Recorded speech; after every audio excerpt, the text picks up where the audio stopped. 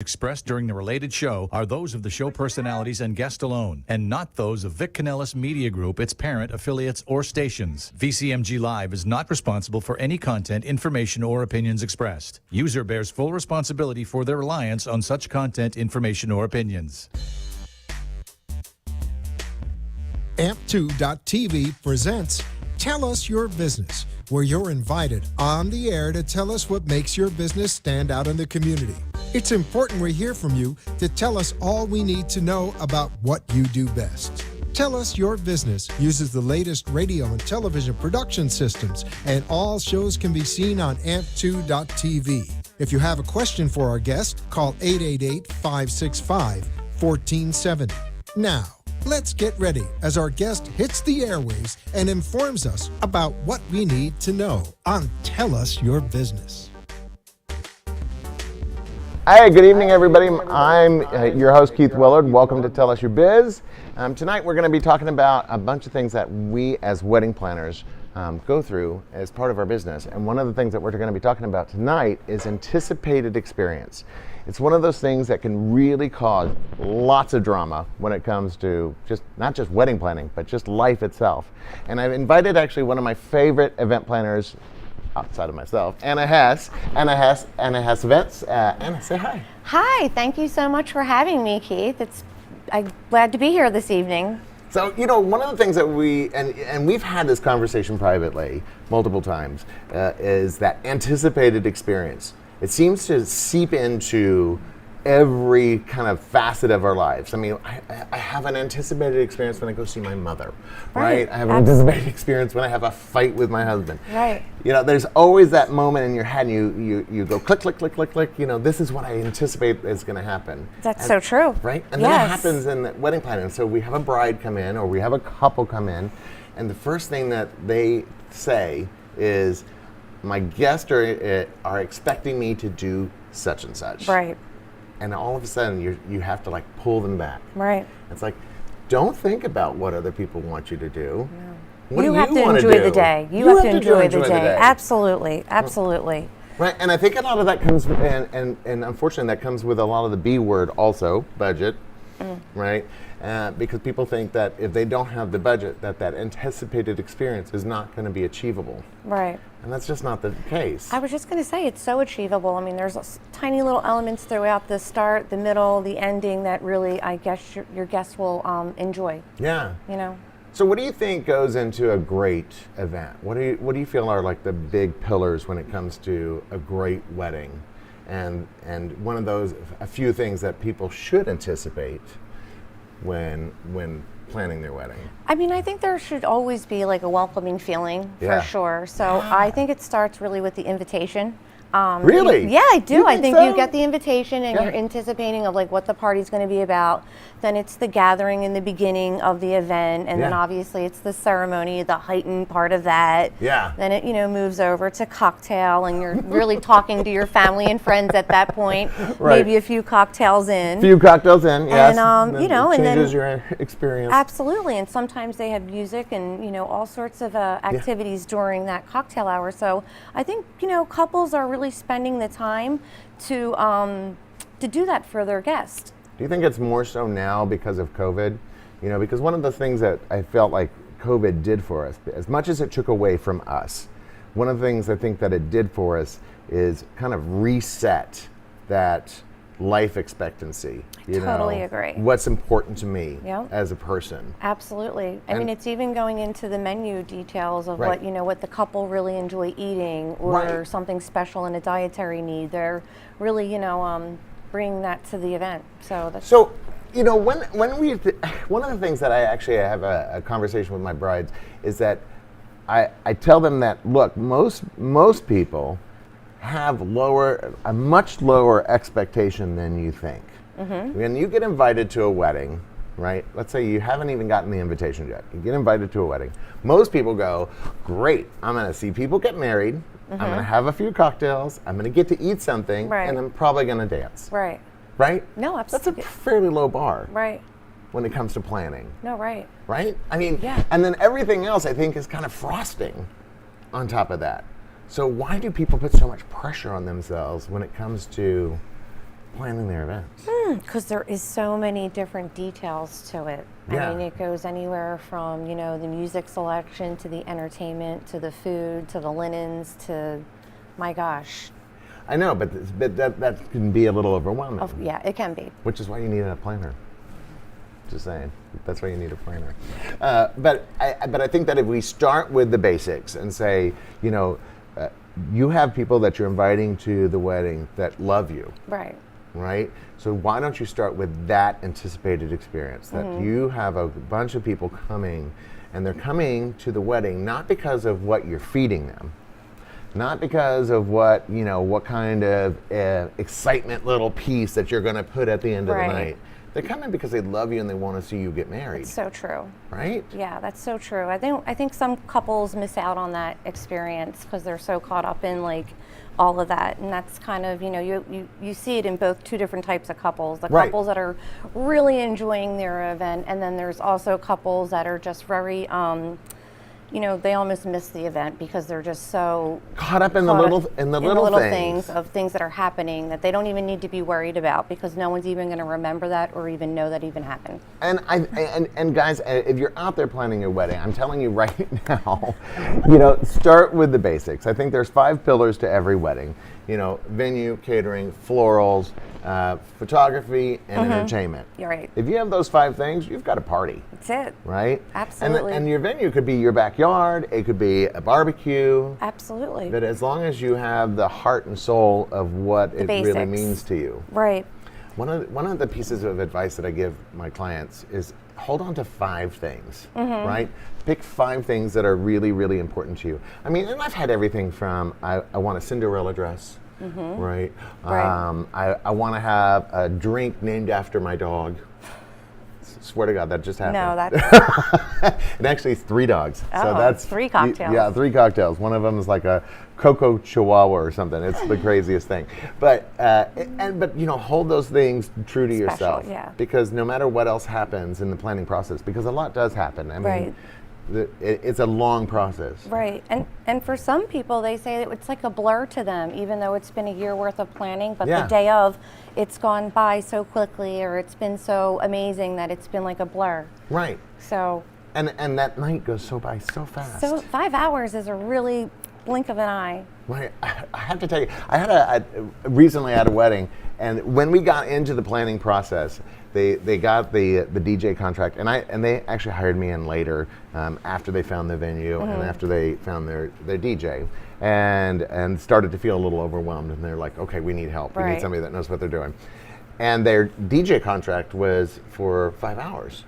And so they thought that, their event's going to go 8 or 7 because they thought, well, we're going to have a ceremony, that's an hour. We have a cocktail reception, that's an hour. And then now we've got a 5-hour party, a 5-hour DJ contract. So that takes us to at least 7 hours or 8. And I had to say to them, I said, guys, think about being at the office for 8 hours. Yeah. If you have guests coming to your party for 8 hours, you're going to have to feed them twice. Absolutely. Which increases your budget. Yep. Dramatically. Yeah. So their anticipated experience was actually coming from a contract because they didn't know. Right. They're so excited that they didn't really read it. What do you talk to your clients about first? Like, let's say that they call Anna and you go through the details, how many people, what's your date, et cetera. Some of my favorite questions to ask my couples are, what's going to be the most important thing that you want to enjoy at that moment? And sometimes it's the first dance. They take the dance classes. Yes. Some people, it's for the first look photos. Right. For a lot of couples, it's definitely the ceremony that means a lot to them. And other couples, it's like, the drive-away car at the end of the night. So you never really know, but I think it's like once you capture the top few moments that it's really going to be most important to them, all the other stuff is just icing on the cake. Cake's going to be cut. It's going to be a delicious cake. So, everybody likes something different. Well, I was laughing about the drive away at the end of the night because it's amazing how many times people, best laid plans, and people drink too much. We've all been there with the Uber at the end of the night, waiting for the guests to leave. Looking a little like Tammy Faye after a rainstorm. Yeah, we're getting them, shuffling them off into the drivers. Yeah. For sure. Well, and I think that people need to have a sense of humor when it comes to the planning process, because it's never going to go 100% right. There's no such thing as a perfect wedding. No, absolutely. And I think a lot of people start and they don't realize how many questions that we come at them, and it is overwhelming. But if you don't ask these questions, then little things could happen. And just like you're saying, at the end of the night, not having some type of bus, some type of Uber, some type of transportation. I mean, not everybody's staying at the hotel or the venue that you're having, so you have to be aware of that. I tell people roll through with the punches. Oh, absolutely. Roll with the punches, because you can plan, but when it gets to the day of, you gotta let that stuff just roll off your back. No, I agree, and that's honestly why you hire somebody professional, that they can handle the situation so that you can go and enjoy your night. Try to put out as many flowers. You don't have to deal with it. You can go on your to-go car, out your rolls out the door, and then we deal with the rest of it. So. Well, I actually had a wedding once where we had this beautiful outdoor ceremony. I mean, and we spent months planning the perfect walk down the aisle. There was, vows. There was a butterfly release. Oh, beautiful.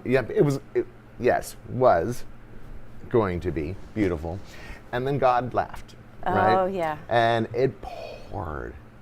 I mean, so hard on this poor couple.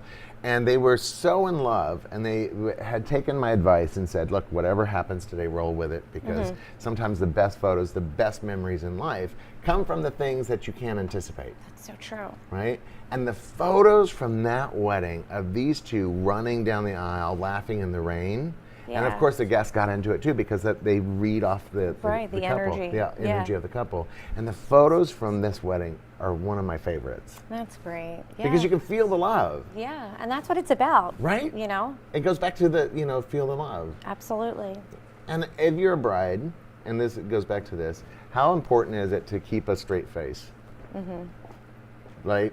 Because sometimes when things go wrong, and the bride reacts, everybody starts trying to go, oh, did you see the bride? Oh my God, did you see that? Right.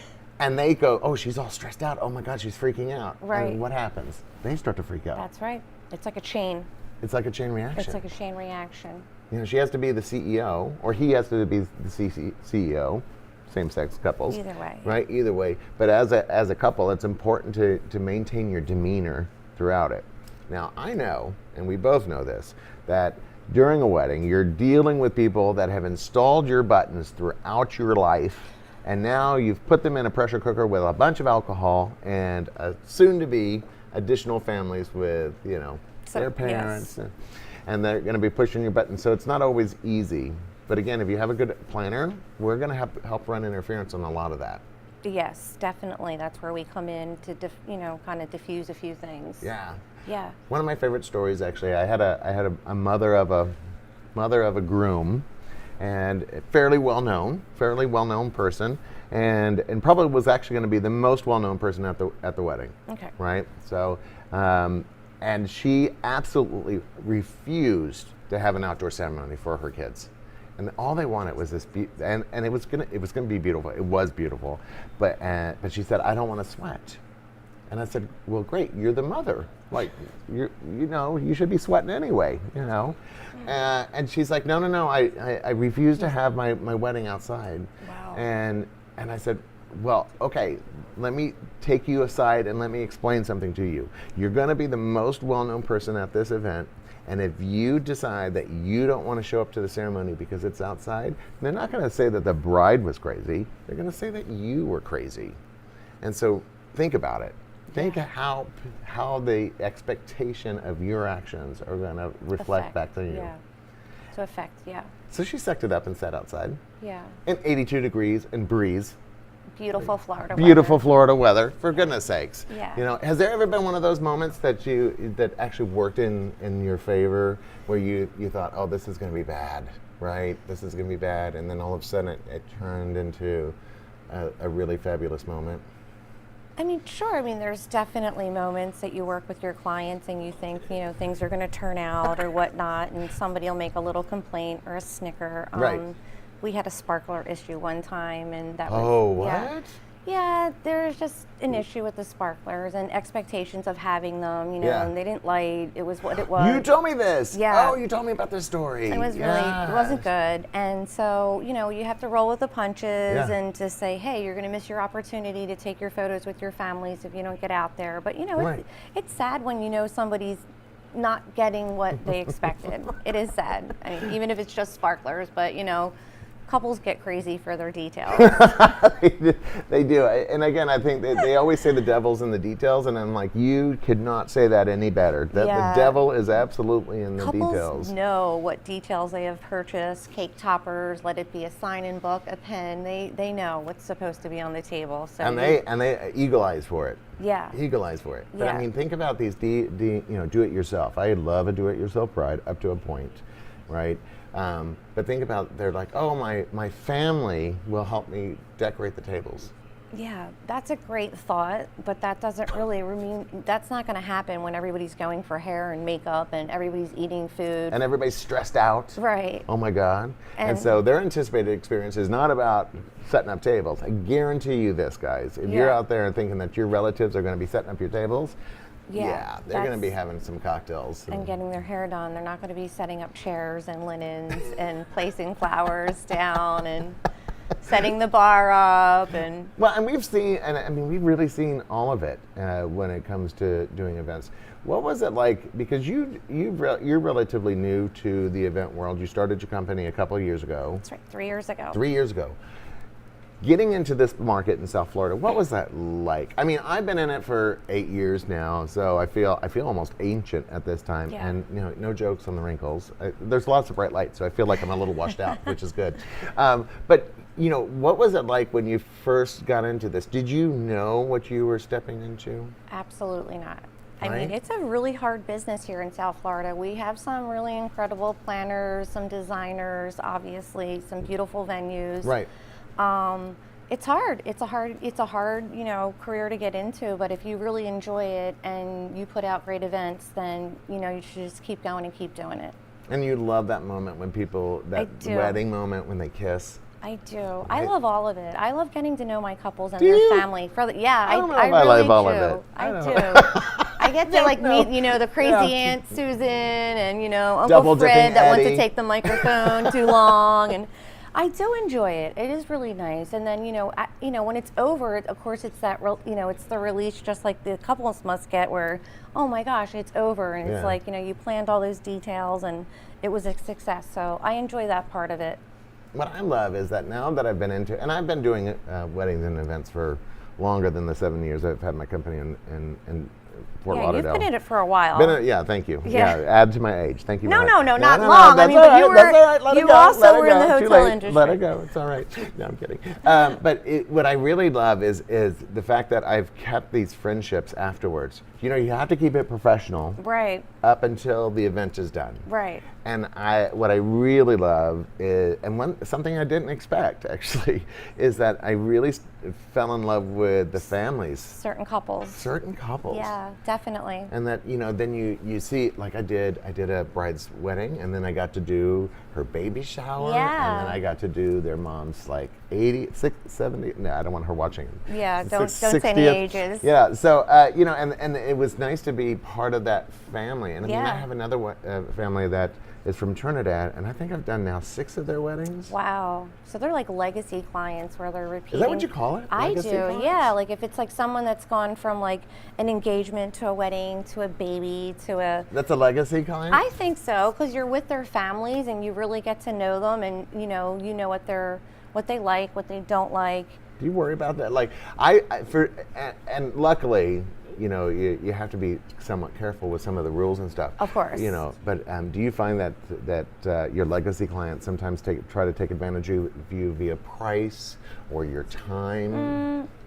It's funny. I think some of them actually have been a little bit more generous and kind of encouraging me to go on a little bit further. So really, yeah, because give you more trust. They give me more trust. Well, now I'm doing florals, so I mean that's a different ballpark than doing the event planning or designing. Right. So that's really fun when somebody creatively allows you to go wild with decor with florals. So I'm enjoying that too. Well, and if you haven't checked out Anna Hess's Instagram, She did this ball gown made out of flowers that you. went viral. Crazy. Yeah, it Viral. went total viral. Like how many hundreds of thousands of people? I don't even know. My kids were going crazy. Every hour they were like, "Oh my gosh!" Were look at you your cool Instagram." all of a sudden? Were you like, I "Oh, didn't even cool." know how it was happening, pretty much. But it was really exciting, and that was Fleur de Ville down at the St. Regis Hotel. Fleur de Ville, yeah. Yeah, and I got to do Caroline Astor, and it was just amazing the amount of flowers that I got to play with.